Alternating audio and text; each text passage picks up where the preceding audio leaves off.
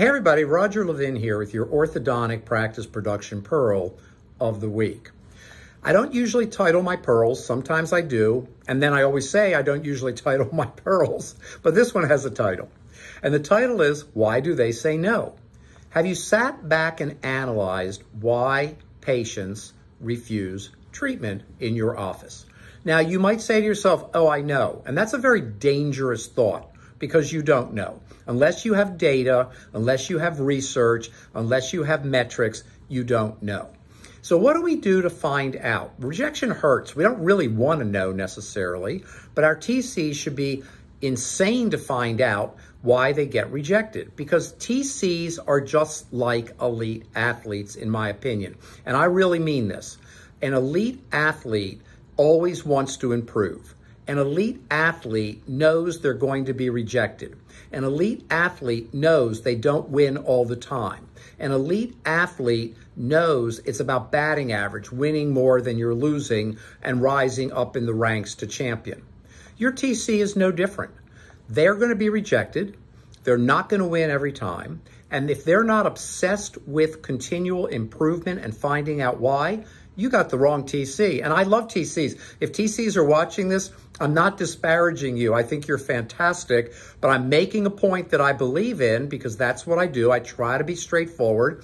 We've worked with almost 5,000 orthodontic practices since 1985, so I'm going to tell you what I see out there happening. And I mentioned this in my AAO lecture as well. The TC needs to be reinvented because the orthodontic world is getting more and more competitive and will continue to do so. So why are they saying no? Well, one thing you can do is call people who do not come back and just simply ask them. If you can get them on the phone, say, I'm just calling because we always want to improve. What was it about your consult that led you to make a decision not to have treatment here? Some people will be honest, some won't. Number two, do TCs follow up with patients? You're going to learn a lot because some people haven't made up their mind. And then when you call, it stimulates them to say, well, I'm concerned about this, or I want to know about that, or I'm confused about the other. And I would make notes and try to just create 3 or 4 categories of answers that you can put people into those buckets and then improve those buckets. But why do they say no? It's also because they're learning more before they come in. They go online. They find out there's a national corporate group offering ortho at $1,999. Does the consumer know that that's any different than what they get in the orthodontic practice? Do they know what you are as a specialist? Do they know the extra education? Do they understand the results you're going to get? Do they know you can take care of problems that other groups might not be able to take care of?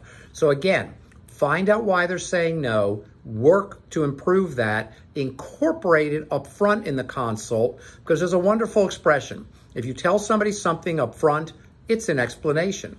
If you tell them after, it's an excuse. Well, in this case, whatever you didn't tell them could cause them to go somewhere else. As always, I wish you increased practice production and referrals every year, and I'll see you next week.